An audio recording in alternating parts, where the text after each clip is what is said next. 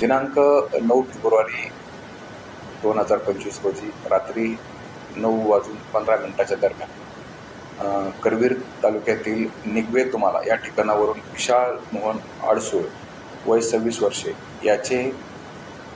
यास रस्ता दाखवणीच्या बहाण्याने एका आर्टिका गाडीतून 3 युवकांनी त्यास सोबत घेतले व तो त्यानंतर कुठेही दिसून आला नाही. त्यामुळे त्याबाबत करवीर पोलीस ठाणे येथे त्याचे वडील यांनी फिर्याद दिल्याने गुन्हा दाखल करण्यात आलेला होता.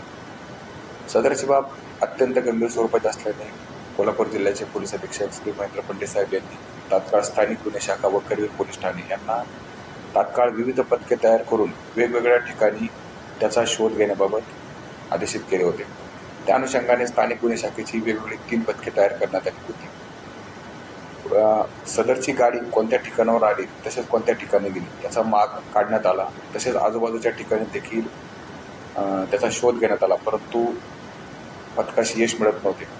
स्थानिक गुन्हे शाखेचे राम कोळी यास गोपनीय माहिती प्राप्त झाली की सदर युवकाचा प्रेमविवाह झालेला असून त्यास त्याचे सासरे यांनीच त्यास पकडून नेलेले आहे, किडनॅप केलेले आहे अशी माहिती मिळाली. तात्काळ आम्ही त्याचे सासरे राहत असलेले कुपवाड मिरज सांगली येथे जाऊन सापळा रचला असता त्याचे सासरे श्रीकृष्ण कोकाटे यास ताब्यात घेतले. त्यांना विचारपूस केली असता ते ओढवडीची उत्तरं देऊ लागले.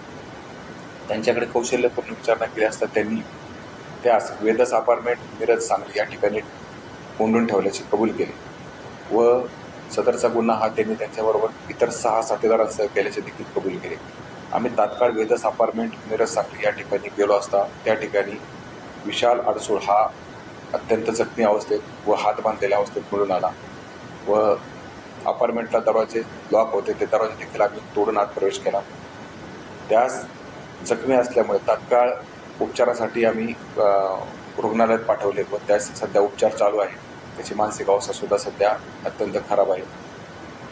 तर त्याचे सासरे श्रीकृष्ण कोकाटे यांना ताब्यात घेतल्यानंतर इतर साथीदार त्याचे इतर 2 साथीदार धीरज पाटील व राजेंद्र कट्टीमणी यांना देखील सदर गुन्ह्यामध्ये ताब्यात घेण्यात आलेले आहे. उर्वरित 4 साथीदार यांचा शोध चालू आहे व त्यांना देखील तात्काळ आम्ही ताब्यात घेत आहोत.